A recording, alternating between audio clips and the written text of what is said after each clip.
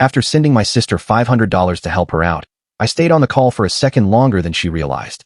And that's when I heard her laugh to her friends. "He's my cash cow. He'll always pay up." She thought I had hung up, but I heard every cruel word. From that moment on, I cut off all financial support and went completely no contact, leaving her stunned when the free ride ended overnight. For years later, Madison showed up on my doorstep with an envelope holding exactly $10,582 and an invitation I never saw coming. Here's my story, and I'd love to know what you think about the decision I made. Hey everyone, I'm Liam. I'm 30, I live in Texas, and I work in finance. On paper, my life is steady. I'm home on time every evening, eat dinner, read a little, then go to bed. On weekends, I change my car's oil, mow the lawn, or take walks through the park near my house. I really don't have anything to complain about. But sometimes, when I'm in a casual lunch at the office or on a birthday call from someone I haven't spoken to in years, a few well-meaning questions pop up. How are your parents? Do you still keep in touch with family? Almost every time, I smile, nod, say something polite, then change the subject fast. It's not that I don't have answers. I just haven't been able to let go of my past. I was born into a middle-class family. My dad was an HVAC technician. My mom taught first grade at the elementary school a few blocks away. We lived in a quiet North Texas neighborhood, the kind where neighbors still call each other by name. Kids ride bikes on the sidewalks, and every Sunday you can smell barbecue in the air. When I was 6, my little sister Madison was born. We grew up together in a home full of love. Mom and Dad weren't biased. They didn't ignore me or spoil Maddie. But whenever Madison and I argued, I always got the gentle reminder first. "Liam, you're older. Can't you just let it go?" Or Dad would laugh and say, "Why are you so uptight? She just wants to hang out."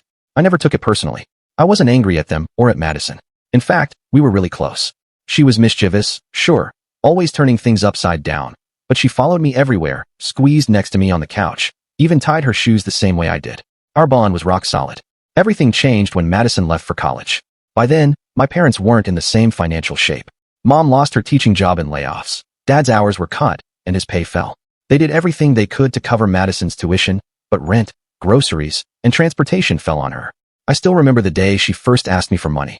It was around 5 o'clock, and I just walked in the door when she knocked, sweat on her forehead, holding a folded paper. She beamed and said, "I got accepted into college." I hugged her, asked a few questions, then she blurted out, "Can you help me for the next 4 years? I promise I'll pay you back." I hesitated. Rent, groceries, credit card debt, an emergency fund for the car, or medical bills. It was all I could handle. She paused, voice softer. "Okay, if you can't do the whole thing, can you cover the first 3 months? $800 a month, then I'll manage." I stood there with a soda in my hand, thought for a moment, then nodded. I believed her. After those 3 months, I heard nothing. No questions, no thanks, so I assumed she'd kept her word. But 6 months in, I got a text, "Short on rent this month." 2 months later, my laptop broke. I have a midterm. Then, textbooks, electric bill, water bill. Sometimes she'd just ask, "Can you lend me a couple hundred?" Final stress is killing me. That first year, I told myself she was struggling. I'd been there, juggling school, work, surprise expenses. I didn't pry. I just sent the money. By year 2, the messages came almost monthly, and by year 3, I felt exhausted. Not because of the money, but because it was always me reaching out, always ungrateful. Once I texted her, "You need to start figuring things out on your own. I can't keep covering everything." She replied, "I know. I'll pay you back. Don't worry." 3 years, over $10,000, and I still hoped she'd remember her big brother who had her back. Then, 4 years ago, right after her junior year, I got one more text. "Need $500 for some course materials." I'd just been paid, so I transferred it, then called her to say it was on the way and to check in. The call was quick. "I'm out with friends," she said, so I hung up. Or so I thought. When I put the phone down, it still showed call in progress. I heard another voice, a girl's mocking laugh. "She just texts and gets free cash. Impressive." Then Madison's calm, casual voice, "He's my cash cow." And laughter again, including hers. In my kitchen, glass of water in hand, I froze. It wasn't just the cruelty. It was how easily she said it, without shame. I didn't feel anger or sadness at first, just hollow. That night, I lay awake, heart heavy, those words on repeat. "He's my cash cow." No guilt, no pause, just fact. It hit me that she'd never seen me as her brother who cared, only as a never-ending ATM. In all those years, I thought my help meant something to her. But to her, I'd become nothing more than a paycheck, a safety net. Maybe that's all I'd ever been to her. I started replaying every moment in my head. Was it her fault, or mine? Was she ungrateful, or was I the problem for letting it go on so long just because I couldn't speak up? There were no answers. I couldn't sleep. I stopped wanting to talk to anyone. All I knew was that something inside me had shut down, quietly, completely. The next morning, before sunrise, I was already at the kitchen table with a steaming mug of coffee in my hands. I didn't plan on dodging the issue, but I didn't want a scene, either. If ever there was a time to speak plainly, it was now. I unlocked my phone, opened my chat with Madison, and typed, almost mechanically, "I heard you call me a cash cow when you were on the phone with your friends yesterday. You didn't hang up. I thought you'd appreciate everything I've done for you. From now on, you're on your own. I'm done helping." I paused, read it over once more, then hit send. 2 minutes later, I saw the little read notification pop up, and my phone buzzed with an incoming call. Madison. I stared at it for a beat and declined. I stood up to refill my cup, and before I could take a sip, my phone rang again. This time, I scrolled to her name in my contacts and hit block. 2 days later, on Sunday morning, I was nursing my first cup of coffee when the doorbell rang, just after 8. I set the mug down and walked toward the door. When I opened it, I froze. Standing on my porch were my parents, and half hidden behind them was Madison. Mom forced a soft smile and said, as if she were dropping by for cookies, "We haven't seen you in a while." I brought pastries. Madison lingered at their backs, clutching her bag strap, eyes downcast. I stepped aside and let them in. In the living room, after the usual, "How have you been? And is work going all right?" I set my coffee on the table, leaned back, and said, calmly, "If you're here about Madison, let's not dance around it. Just say so." Mom's face fell into that mix of concern and disappointment she always wears. She inhaled softly. Then, Madison said there's been some misunderstanding. We wanted to clear the air. Before I could reply, Dad added, stern but sad, "She's still your sister. If there's a problem, talk to her. Why cut her off completely?" I nodded.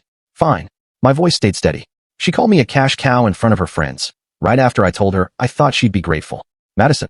Her head snapped up, voice tight. "I didn't say that. You must be mistaken. My friends and I were talking about someone else." I met her gaze. "Then let's go to that cafe. Pull the security footage. If you didn't say it, we have nothing to worry about." She fell silent, slumping her shoulders, twisting her fingers together, lips pressed so tight I could almost hear the words chewing inside. All the familiar tension settled over the room. My parents didn't care about truth or proof. They just started pleading. Mom, in that same soft but sad tone, "Son, she only has 1 year left of school. Help her through this stretch, please. After graduation, she can stand on her own." Then Dad, more direct, "If you keep this up, you'll tear the family apart. You're the older brother, be generous." It felt like watching a movie I'd seen a dozen times. The same lines, same emotions. So I set my coffee down, sat up straight, and didn't hold back. "Do you know how long I've been supporting her? 3 years, over $10,000, little bits here and there that added up. Not a penny repaid, not one thank you, just monthly messages asking for more money." I held their eyes, voice calm but firm. "If she needs my help now, she can pay me back first." Silence swallowed the room. Madison bowed her head even lower. I turned to my parents. "Please stop defending her just because she's your daughter. I'm your son, too. That doesn't mean I owe every family obligation. I went to college with nothing. I figured it out on my own, paid off my own debts. If I could do it, she can do it, too." Stillness. Then I stood, looked them each in the eye and said, "If you're all going to side with her, maybe it's best you leave." No one moved or spoke. That hush told me they'd heard me. After that visit, I stopped going home. I knew they thought I was being stubborn, letting my pride get in the way, but they didn't understand. I hadn't wanted their excuses or for them to step in. All I'd ever wanted was one simple apology, for Madison to look me in the eye and admit she was wrong. Instead, she chose silence and hiding behind our parents. In the years that followed, I threw myself into work and stopped wondering about dinners at home or weekend drop-ins. Mom still called now and then. Invites to dinner, questions about holidays. I always had an excuse. Most of the time, I just didn't want to relive it. But I wasn't cutting them out completely. I sent gifts for birthdays, Mother's Day, Father's Day, flowers, cards, something I knew they'd like. Distance, yes, but not abandonment. As for Madison, we didn't speak again. No texts, no calls. Occasionally, I'd see an old photo album or pass by our childhood street and let myself remember racing bikes around the yard, fighting over the TV remote, who could finish their ice cream fastest. But memories are just that, memories. We can't use the past to excuse pain in the present, nor treat family ties as a free pass for dishonesty. I didn't hate her, I never did. I just needed the truth. I heard she'd gotten a part-time job, started covering her own expenses. Then she graduated and landed a steady position. I didn't reach out. No congratulations. No, let's try again. But when I found out, relief washed over me. Because beneath it all, she's my sister and I want her to be okay. For years, I thought I'd never see her again. No visits, no birthdays, no holiday calls. I thought that distance would last forever. But I was wrong. About 2 months ago, on a Saturday morning much like any other, I was in the kitchen with my coffee, scrolling through the news. The doorbell rang. My heart skipped. I hadn't heard that bell in ages. I moved to the door, peeked through the curtain, and there she was, Madison, after 4 years. arms down at her sides, shoulders pulled in against the cold, but her eyes were steady on mine. I opened the door. She gave the faintest smile and said, "Long time no see." Her voice was calm, unhurried. Then she added, "Can I take you out for coffee?" I didn't answer right away. It took me a few seconds before I nodded. Almost as if she'd anticipated my hesitation, Madison grinned and said, "Don't worry. I'm not here to ask for money." 30 minutes later, we were sitting across from each other in a cozy, vintage-style cafe near downtown. Soft music drifted through the warm, inviting space. At first, neither of us spoke. I just sipped my coffee and watched people pass by outside. Then I asked about her job, and suddenly it was like someone flipped a switch. We talked about work, our parents, everything that had happened over the last 4 years. Not once did we bring up the past or trade blame. An hour flew by. Just as we stood to leave, Madison reached into her bag and pulled out a crisp white envelope. She placed it on the table and slid it toward me. Inside was $10,582, every bill perfectly stacked, and a small handwritten note. I didn't feel relief rushing like in the movies. I just froze, my mind racing to process what was in front of me. The thing I thought I'd never get back was suddenly here, and it hadn't come from guilt or pressure, but at a time when I no longer expected anything. If I had to describe that moment, it was like finally setting down a weight you'd been carrying so long you forgot how heavy it was. A little while later, while I was still searching for words, Madison spoke first. "I know this money doesn't undo what happened," she said, her voice steady as she faced the truth. "But I still want to pay you back, like I promised." I looked up and met her eyes, and she didn't flinch. In that instant, I realized the sister who used to lean on everyone else had changed. Then she added more softly, "Those first 3 years of college, I don't think I could have made it without you. Every time you sent money, I just thought that's what big brothers do. But after I cut contact, that's when I really started living like an adult." I didn't respond with words, I just nodded. Madison rested her hand on the envelope, as if anchoring her own words. "Thank you," she said, "not just for the money, but for knowing when to stop. If you hadn't, I'd probably still be that same girl who couldn't take care of herself." There was a pause before she tilted her head and offered, "I'm having a small promotion party next weekend, just friends and coworkers. I'd really like you to come." I smiled and shook my head gently, offering congratulations but saying I didn't think I'd make it. Without missing a beat, she insisted, "No, you have to come. I'll be waiting." It wasn't a polite invite. She genuinely wanted me there. I didn't promise, only picked up my cup, nodded, and took a sip. Did she ever apologize?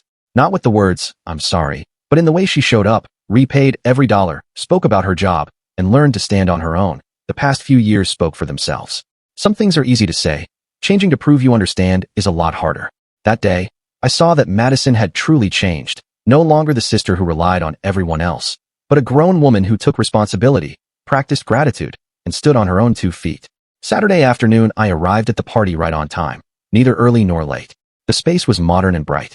Outside, a buffet table lined one corner of the patio. Inside, guests clutched wine glasses as soft music hummed. The moment I walked in, I felt the shift in the room. Quiet judgments from a few relatives whispering, "Haven't seen him in ages, probably here now that his sister's getting promoted." I ignored it. I found a small table near the wall, just right of the stage, far enough from the spotlight to watch without being watched. I wasn't there to make amends or prove anything, just because she invited me, and maybe because a part of me wondered, what will Madison do next? 20 minutes later, the MC announced speeches. Conversations dwindled to a hush as people returned to their seats. Madison stepped up to the mic, smiling like it was any other celebration, but I noticed her hands trembling. She began with the usual thank yous, to her boss, coworkers, friends. Her voice was steady until she paused, scanning the room until her gaze met mine. I stayed seated, expecting a typical speech. Instead, she took a breath, looked straight at me, and said, "Finally, I want to thank someone without whom I wouldn't be here today." The whole room seemed to freeze, she continued, gripping the mic a little tighter. "He helped me through my first 3 years of college. Whenever I was in trouble, all it took was a single message, and someone was there, no questions asked, no complaints." Then her voice faltered, and I betrayed that kindness. She lowered her head, as if searching for strength, then looked up again. "There was one time, after a phone call, I said something terrible to my friends. I thought he'd hung up, but he was still on the line. I told them my brother Liam was my cash cow. No one spoke. I gripped the edge of my chair." Madison's voice dropped even lower as she faced me. "Right here, in front of everyone, I want to say I'm sorry for calling you that, for disrespecting the help you gave me all those years." She exhaled slowly, as though setting down the last heavy burden she'd carried. "If it weren't for you, I wouldn't be where I am today. I don't remember anyone else giving me the time of day." I didn't glance around. I just kept my eyes on Madison, the sister who'd let me down more than anyone. Now she stood in front of a room full of people, finally saying the words I'd waited so long to hear. In that moment, I knew it was enough. The second she finished, the room went silent. so still it felt like no one knew what to do next. Then, off to my left, one pair of hands started to clap. A few more joined in, gentle and scattered. Nothing thunderous or forced, but just enough to lift the weight hanging in the air. I stayed seated, hands in my lap, my gaze fixed on her. A few seconds later, Madison stepped off the stage. She walked slowly, eyes never straying. For the first time in years, she approached me without a mask. When she got close, she didn't say a word. She just paused, then wrapped her arms around me. Her shoulders shook, and I heard her first quiet sobs beside my ear. No dramatic cries, just real tears from someone finally owning her mistakes. I said nothing, but after 3 years, I lifted my arms and hugged her back, steady, not shaky, but enough for her to feel forgiven. A few people nearby turned to watch, but in that moment, I didn't care. All the silent suffering I'd endured had finally met its answer. I don't know how long this change will last, maybe forever, maybe just for now. People make big promises when emotions run high, only to fall back into old habits once things settle. But today, I saw a different Madison, someone who could own up to her mistakes, say thank you, and stand before a crowd without hiding. Later at the party, I caught her chatting with coworkers. Her familiar smile was there, but something had shifted. Her eyes looked clearer, humbler, more grounded. I didn't feel a wave of relief, like I'd completely forgiven her. Honestly, I'm not sure I have. But I do know this. Everything I once did for her, everything I gave without expecting anything back, left a mark. And that's enough. Not because I need her to feel indebted, but because I needed to know my silence wasn't wasted, that the love I gave wasn't misplaced, that I'd cared for the right person. It just took the right moment for her to realize it. Today, I think she finally does. Life doesn't hand out everything on a silver platter, and family, no matter how close, isn't immune to limits. I used to think family love meant always showing up, always helping, always shouldering the weight, no matter how tired you were. But the older I get, the more I see that not everyone defines sacrifice the same way. If a relationship only stands because one person keeps propping it up, it'll eventually tip over.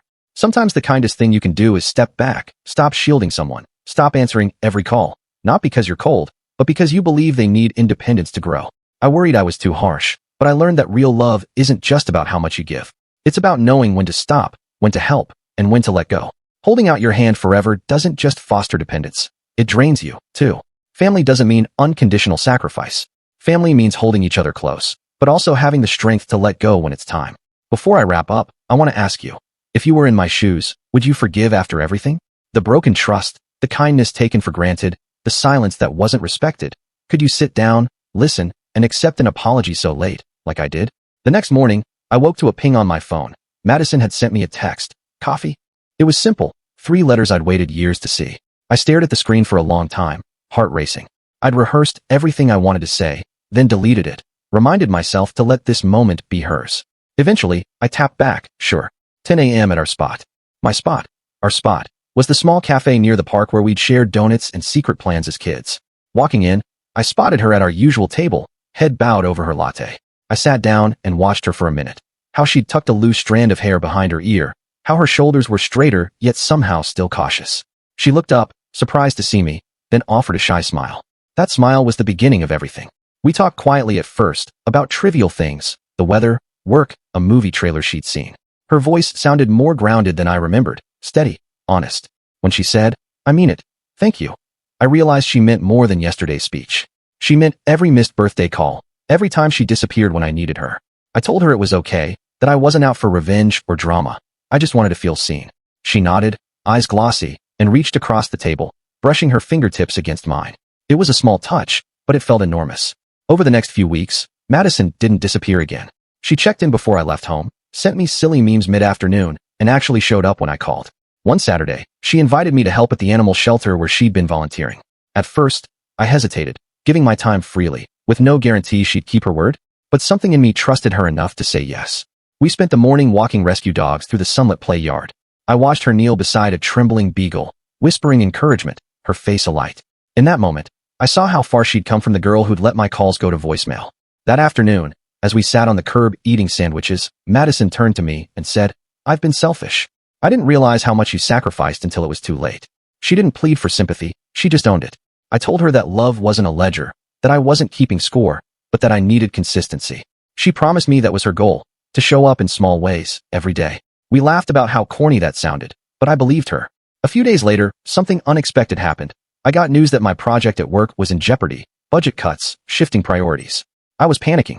Madison was the first person I called, and without hesitation, she sat with me for hours, brainstorming solutions, sending follow-up emails, even staying late to help me polish a presentation. She didn't have to do any of it, but she did. I realized then that her apology wasn't just words, it was action. She was learning to carry weight alongside me, not just expecting me to carry her. One evening, we drove out to the lake where we used to skip stones as kids. The sky was painted in soft pinks and purples. We sat on the hood of my car, shoulders brushing, and I told her about all the things I'd bottled up. The loneliness, the frustration, the nights I wondered if she cared at all. She listened, really listened, without interrupting.